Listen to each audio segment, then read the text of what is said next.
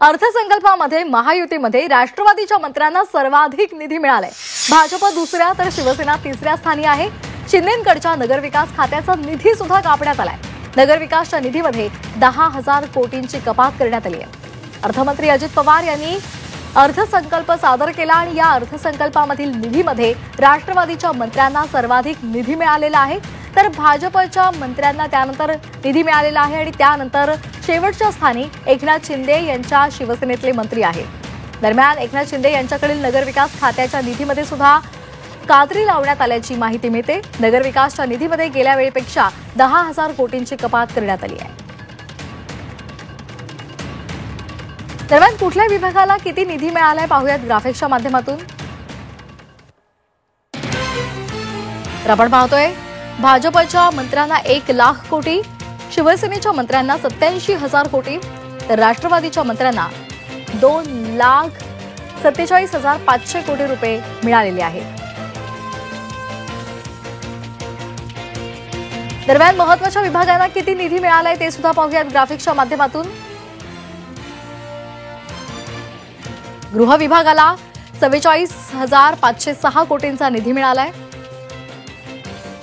तर आदिवासी विभागासाठी 27,861 कोटी रुपयांची तरतूद करण्यात आली आहे। सामान्य प्रशासनाला 5,685 कोटी,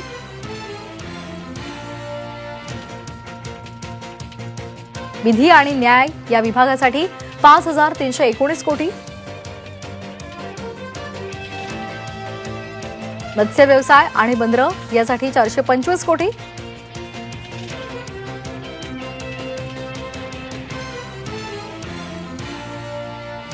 एवढ्या निधीची तरतूद करण्यात आलेली आहे। आता राष्ट्रवादीच्या मंत्र्यांसाठी किती आहे पाहूया। वित्त आणि नियोजनासाठी 1,84,286 कोटी रुपये, महिला आणि बालकल्याण या विभागासाठी 33,456 कोटी रुपये, अन्न आणि नागरी पुरवठा विभागाला 958 कोटी रुपये,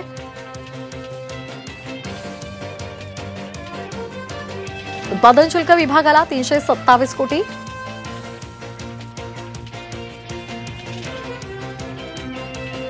सहकार विभागाला 1,506 कोटी,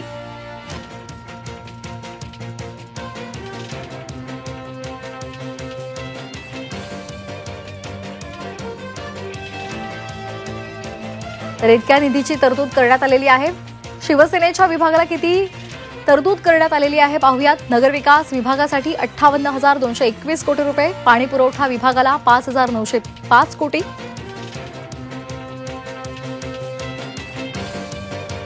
उद्योग विभागाला 6,786 कोटी रुपये आणि शालेय शिक्षण विभागासाठी 86,220 कोटी रुपयांची तरतूद करण्यात आली आहे। परिवहन विभागासाठी 2,460 कोटी रुपयांचा निधी देण्यात आला आहे।